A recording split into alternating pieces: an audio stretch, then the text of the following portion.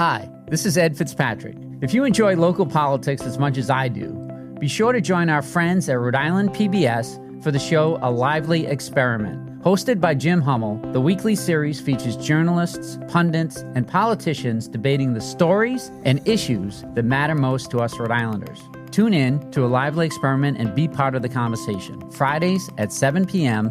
on Rhode Island PBS and wherever you get your podcasts.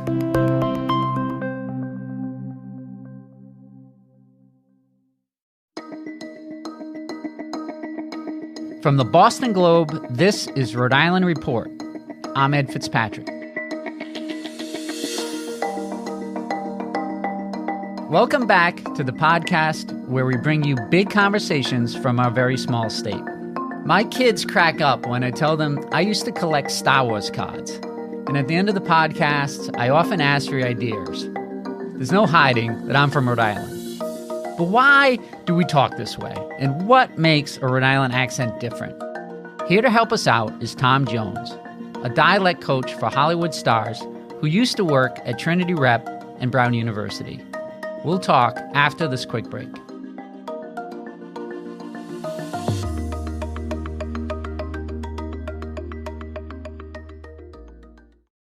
When you want to go beyond the headlines, let me recommend Rhode Island PBS Weekly. Rhode Island PBS Weekly is an award-winning news magazine broadcast that gives you the full story, powered by investigative journalism and narrative storytelling. New episodes of Rhode Island PBS Weekly drop Sundays at 7:30 p.m. on Rhode Island PBS. Watch past episodes at ripbs.org/weekly. That's ripbs.org/weekly.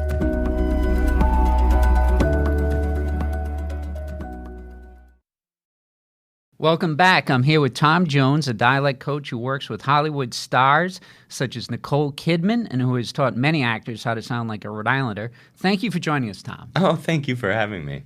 I think you have a fascinating career. How did you get into this? Well, I was going to be an actor, so I went to an acting school. I went to Purchase. They picked up on the fact that I was good in the voice and speech area. And then I think by my third year of acting school, they asked me to start tutoring the lower classmen, so I started doing that. And then before I knew it, teaching just kept expanding. I wasn't really pursuing it, but it just kept growing and growing. And then they asked me to come up here to Rhode Island to help them start a program that they were going to have with Brown University. And film and television came and found me, and then that kind of took off. I grew up in Greenville. I live in Providence now, and all my life I've had this Rhode Island accent. So can you explain to me, why do I sound like this? And in other words, why do we Rhode Islanders have this accent? A great deal of it comes from Irish. There's also a great deal of it that comes from Old British English. There is also in Rhode Island a New York influence, specifically relating to Italians from New York. There's a big cultural blend here. Yeah, in 2006, you worked on the Showtime series Brotherhood, and you helped the actors sound like Rhode Islanders there. What were some of the key things they needed to learn? Well, that was a tough one because, like 3 of the principal players were not American. So they had, and New England's not easy for an American to do well. That's not from here, right? It's very, very specific. Boston is probably the most complicated dialect that our country has because it's full of contradictions, right? You think it's one way and then something changes. I think rhythmically it was really important to find the rhythm. It's not enough to get just the changes of the sound. You have to get the music of the place. And so I would take this Australian actor named Jason Clarke to the New York Systems, like the place where you get your wieners. Oh, perfect. Yeah. It's like not good for his digestion. So it's like you have to go. I said you have to go into this restaurant and you have to order. You have to order your wieners in the accent, and you just have to deal with it. Did you get him to say three all the way? Yeah, exactly. Yeah, 3 all the way. That's awesome. Tell us about getting Miles Teller to sound like Paz, Vinny Pazienza, the boxer from Rhode Island. Fun. That had to be fun. How did you help him do that? He did a very good job, and they all did. So this is a clip from Bleed for This, and this is Miles Teller doing this Vinny Pazienza. boxing world looks shiny from the outside. It's filled with promises that most of them turn out to be lies. What was the biggest lie you were told? It's not that simple. It's not that simple. I'd say it's the position of his tongue is really great. So Rhode Islanders, the tip of the tongue is more forward. So the articulation is on the back of the teeth. In general American, or like kind of the way I speak, which is sort of a broadcast type speech, the tip of the tongue goes to the gum ridge. He's articulating with his tongue a little more forward, and so like the back of the tongue is hitting the back of his teeth rather than hitting the gums up at the top of the teeth. And so it affects a lot of the consonants. So that's what I got excited about there, is his like teeth is almost teeth rather than teeth. He does promise, like you do with your jab. Turn does the same thing that World did, right? Turn. Out. He kind of did the out. I wish he did it more, but that's okay. Do you have any more clips you can play us? Let's see. We found this sample when looking for people to listen to prep Bleed for this, and this woman had such a fantastic accent. We just had to use it, and I wanted you to hear it because it's so precise. This is a commercial for Quality Curtain Outlet in Coventry, Rhode Island. When I found this place and I came in, I can't tell you what I did. I had to do the whole house. I had to. I mean, something like this, and the other ones I bought were so unbelievably beautiful. You could never find these curtains anywhere. Believe me, you could never. Curtains. What is typically done in pronunciation of English is something that's called a nasal plosion. Curtain. And Rhode Islanders, some Rhode Islanders, not all, glottalize the nasal plosion. So it's curtain, button, kittens, mittens, that kind of a thing. Sure. It goes all the way back to England, you know, of the old-fashioned Cockney accent, a little bit, and the curtain, and everything comes from someplace, right? Yeah. She also did a lot of Irish things that you actually don't do, I don't think. It's interesting, but she does, was she would say in the house and a boat. How did you use this with the actors? Oh, I'd have them listen to it and talk to them about it just the way I'm talking with you about it. And then I would say, okay, this ow sound in south and house needs to go south and house, or are you going out? You going downtown? Right? There's all those words. Then we look at their text and we say, what are the words that have that sound in them? And then we track that, and then we practice it, you know, just incorporating it. It's better to do it before you memorize it. If you memorize it one way and then have to try to add the accent after.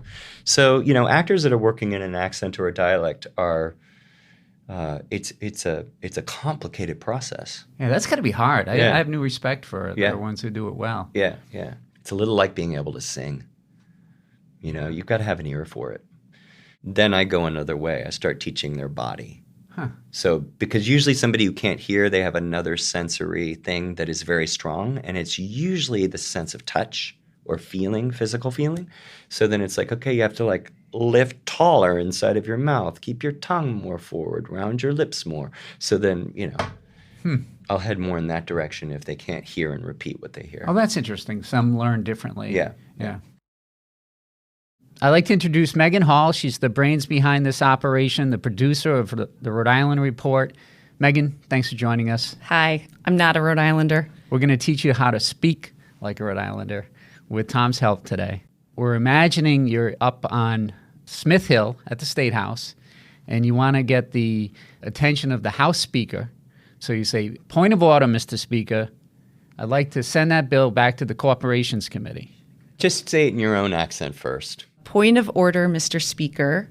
I'd like to send that bill back to the Corporations Committee. Great. Okay, so we're going to do it one phrase at a time. But first, we got to get your voice into the right place, right? So when you gargle, what does that feel like? Okay, and then now you move the gargle, into your nose, gong. Add your nose to it too. Yeah, okay, that's where their voices live, right? Don't open your mouth much.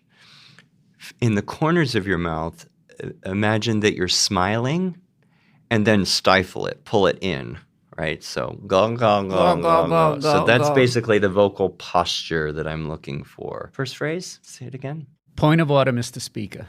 Point. Point. And then the N and the T at the end are kind of in my throat, right? Point. Right? Of order. Of order. So, okay, you have to have a lot of space up into your head. Order. Yeah. So point of order. And then the R on the end of order, you're not pronouncing, right? Because that's actually a vowel. And Point of order. Yeah, point of order. Mr. Speaker. Good. And see, you're not opening your mouth much at all, right? Point of order, Mr. Speaker. Point of order, Mr. Speaker. That's pretty good. What's the next bit? I'd like to send that bill back to the Corporations Committee. I'd like to send that. I'd like to send that. I'd like to send that. Now listen to the TH. I'd like to send that. Oh, I'd like to send that. Yeah, dat. It's almost like dat, but I'm not doing a D. It's more like something in between a D and a TH. I'd like to send that. That. Tip of the tongue is flat against your front teeth. I'd like to send that. I'd like to send that. Bill back to the Corporations Committee. Bill back. So the ass sound in back, the ass sound in back is very horizontal, which means it kind of goes from side to side. Don't open your mouth much and put it into the bridge of your nose. Back. Right. I'd like to send that order back To the Corporations Committee. Corporations Committee. Yeah. Corporations Committee. Good. Now just calm that down. Like mix that with yourself a little bit. Back to the Corporations Committee. Better. Pretty good. We got rid of the perfectionism. Don't worry about being perfect when you're learning something. And so what's the whole thing? Point of order, Mr. Speaker. I'd like to send that bill back to the Corporations Committee. Point of order, Mr. Speaker. I'd like to send that back to the Corporations Committee. Say it to us like you're this person. Go ahead, one more time. Yeah, because it's like you point out, it's fast. Like it's so fast Rhode and Islanders clips. all talk fast, and and two is tuh. I don't even know where you people breathe. Anyway, truly, do you breathe? Breathe. Anyway, go ahead. Point of order, Mr. Speaker. I'd like to send that bill back to the Corporations Committee. Point of order, Mr. Speaker. I'd like to send that back to the Corporations Committee. Pretty good. I mean, that's really quite good. You got my vote. I'd send you up to Smith And you don't have all that actor training and stuff. You know, you're just like jumping in and going for it. What was the difference in the sensation for you in speaking that way? What's the physicality of that? You don't open your mouth as much. Mm-hmm. Yeah, that you're keeping your lips sort of closed the whole time. Right. Yeah, mumbling, it almost feels sort of like mumbling a little bit. Yeah. Stiff upper lip, right? But yeah, up at the State House, I think my idea of the Mount Rushmore of state legislators with Rhode Island accents, Joanne Giannini's one of them. Hi, I'm Joanne Giannini. I'm a lifelong Rhode Islander, born in Providence, grew up in Providence, and yes, I do park my car in the garage. I do park my car in the garage. So she said Joanne, the I sound in Joanne, right? If I was like, doing my non-regional, like nearly broadcast speech, right? Joanne, she says Joanne. So she's not opening her mouth at all to make that vowel. And when I'm doing it, I'm dropping my jaw, Joanne, and it's almost becoming an eh. It's got a lot of nasality. Then she says long, right, is the way I would say it in my somewhat non-regional speech. Long. And she would go long, which is very similar to New York treatment. So that wah. And then she says, I grew. So the R, the consonant R, is almost like a W. I grew up in Providence. I'm exaggerating. No, it's almost which a is W. what people that do what I do, we kind of like go a little extreme when we're teaching it. so that then when people kind of settle into it, it comes into a kind of calmer, more integrated place. Yeah. So Providence was like Providence. It's great. Yeah. She's amazing. She is. I She's agree. very direct. See, Yes, that's the very thing I direct. would always say about New England is that it's very direct. Huh. And that's kind of, you can hear that in the rhythm, in that clipped, fast rhythm that New Englanders use. It's very direct. It's no nonsense. It's not, don't waste my time. So the language really reflects the culture. Always. Yeah, because we're pretty Yeah. direct, I'd say. Yeah, the pronunciation, the pitch use, all of it. Well, I grew up in the same town as our former governor, now the U.S. Commerce Secretary, Gina, as I would say, Yes. Gina Raimondo, and she doesn't have much of a Rhode Island accent at all. Is it something, or do you think she does? She does. She does still. I can hear it for sure. Yeah. Not as much But as I me. don't think she has as much as you do. And so when you hear her, you don't you're like, yeah. Yeah, You it doesn't probably don't notice it. But Not yeah, as I much. can hear it. You can hear it still. Yeah. I can hear it in the way she approaches words. I don't want to see it in the parks. I don't want to see it on the streets. In the way she lands ideas. It's very precise, very kind of clipped. Knock it off.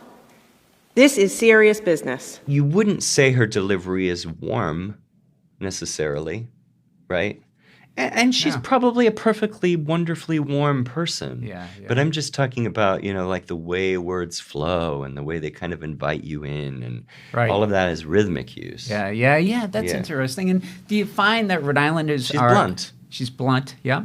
Do you find that Rhode Islanders are proud of their accent, or are they embarrassed by it and trying to get rid of it? I think a mixture. Yeah. And I think we all are about our sound of, wherever we come from.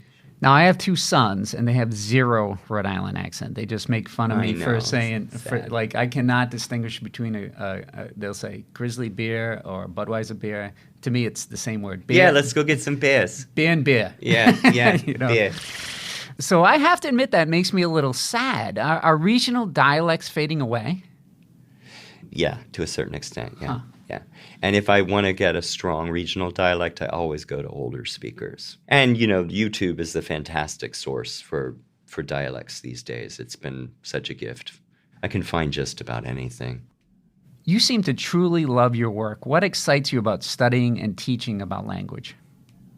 Well, I mean, the bottom line is it's the way that we connect with each other, right? It's the way we connect our thoughts and feelings to other people's thoughts and feelings. It's the way that in some ways in many ways we find community, right, is through our use of language. It's the way that we feel less alone. I think the thing about studying it that I'm discovering the longer that I am with it and go deeper into understanding the way that people speak. I think at first when people approach this work, they just notice all the differences. Now I'm noticing how we're connected because it tells a story. It tells a story about where we're from. It tells a story about the history of the world, frankly. If you listen to a Jamaican accent, you can hear that it's musically, rhythmically, in some ways phonetically also, it has a lot of sounds that will remind you of West Africa. But you can also hear that the musicality of it and also some of the phonetic sounds are Irish. And so it's a blending of those two cultures, and that tells the story of British colonization, because the British had enslaved people from West Africa on their plantations in Jamaica, and they also had Irish people that were basically enslaved there as well. And those two communities got together and formed a way of speaking that was common to them.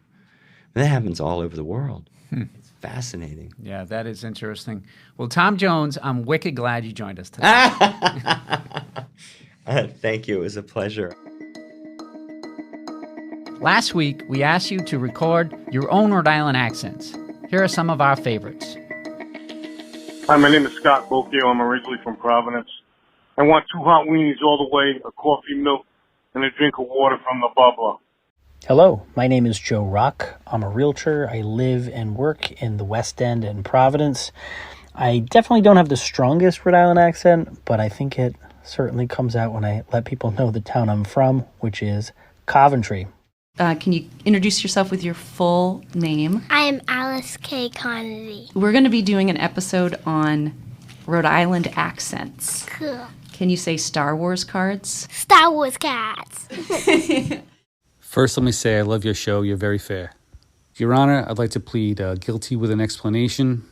I know there's no overnight parking in Providence. What happened was we'd gone out for my buddy's bachelor party, and then we wound up at Haven Brothers afterwards. We thought it was smarter to just leave the car and figure it out later on.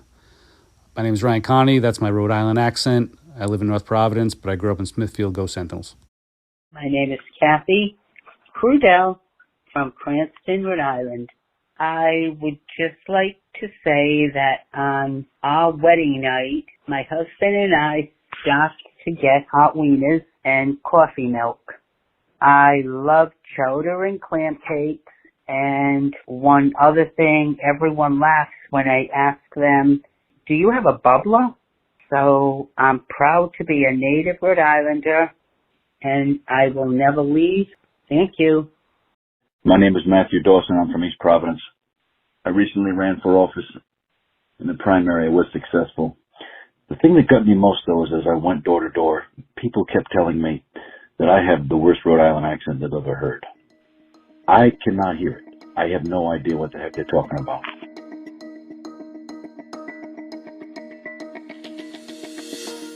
To listen to more Rhode Islanders and check out an article about how we pronounce our vowels, go to globe.com/Rhode Island. Rhode Island Report is a production of the Boston Globe. Today's episode was produced by Megan Hall, Carlos Munoz, and Scott Hellman. Audio mixing and mastering by Marissa Ewing of Hemlock Creek Productions. Our music is from APM.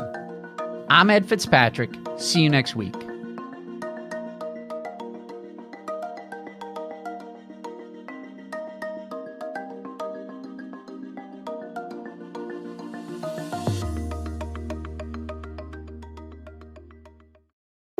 Looking to binge watch all your favorite PBS shows? You need Rhode Island PBS Passport. Masterpiece, Antiques Roadshow, Rhode Island PBS Weekly, and many more. Watch them all, anytime, and from any streaming device. Learn more about this member benefit at ripbs.org/passport. That's ripbs.org/passport.